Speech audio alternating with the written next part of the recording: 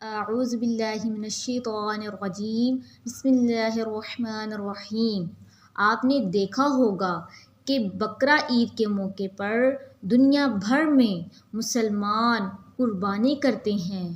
آپ سوچتے ہوں گے کہ ایسا کیوں کیا جاتا ہے؟ چلیے آپ کو بتاتے ہیں کہ اس کے پیچھے کی کیا کہانی ہے۔ ہزاروں سال پہلے کی بات ہے۔ حضرت ابراہیم علیہ السلام اللہ کے نبی اور پیغمبر تھے۔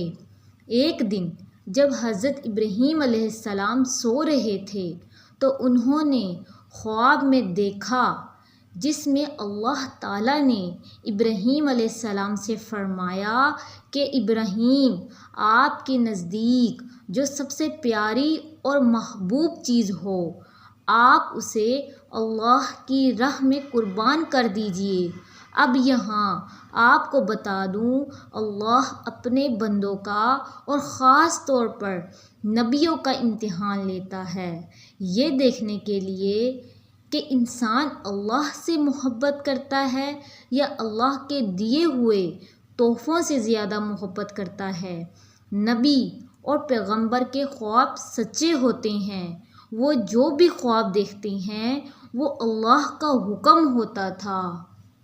تو یہ خواب دیکھنے کے بعد حضرت ابراہیم علیہ السلام نے اپنے بہت سارے اونٹوں میں سے 100 اونٹ قربان کر دیے۔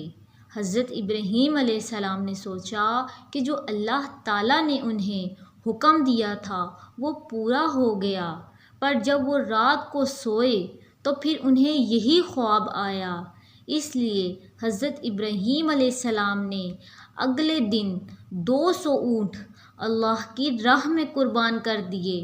اگلے دن پھر وہی خواب آیا اور جس میں اللہ نے ان سے ان کی سب سے پسندیدہ چیز کو قربان کرنے کا حکم دیا تھا۔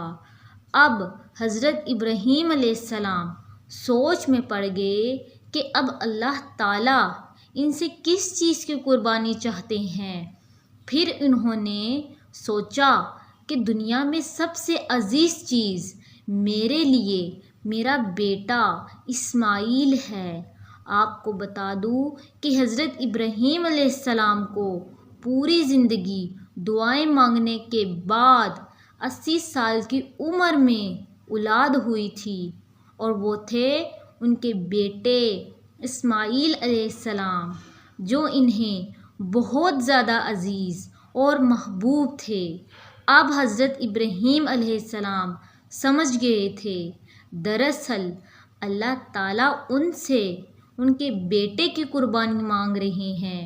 اللہ تعالیٰ دیکھنا چاہتا ہے کہ ابراہیم علیہ السلام اللہ سے محبت کرتا ہے یا اپنے بیٹے سے محبت کرتا ہے۔ حضرت ابراہیم علیہ السلام کے لیے یہ بہت بڑا ہی امتحان تھا۔ اگلے دن حضرت ابراہیم علیہ السلام اٹھے اور اپنی بیوی ہاجرہ سے کہا کہ ہمارے بیٹے اسماعیل علیہ السلام کو نہلا کر اچھی طرح تیار کر دیجئے۔ حضرت ابراہیم علیہ السلام کی بیوی ہاجرہ نے اپنے بیٹے کو بہت اچھے سے نہلا کر خوشبو لگا کر تیار کر دیا، اور ابراہیم علیہ السلام اپنے بیٹے کو لے کر پہاڑ کی طرف روانہ ہو گئے۔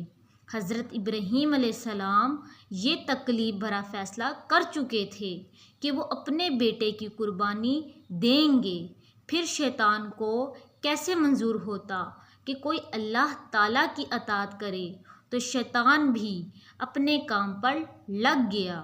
وہ سیدھا حضرت ابراہیم علیہ السلام کی بیوی ہاجرہ علیہ السلام کے پاس گیا، ایک بزرگ کی شکل میں۔ اس نے کہا کہ حضرت ابراہیم علیہ السلام تمہارے بیٹے کو کسی دعوت پر نہیں بلکہ اسے قربان کرنے کے لیے گئے ہیں۔ یہ سن کر ہاجرہ بہت حیران ہوئی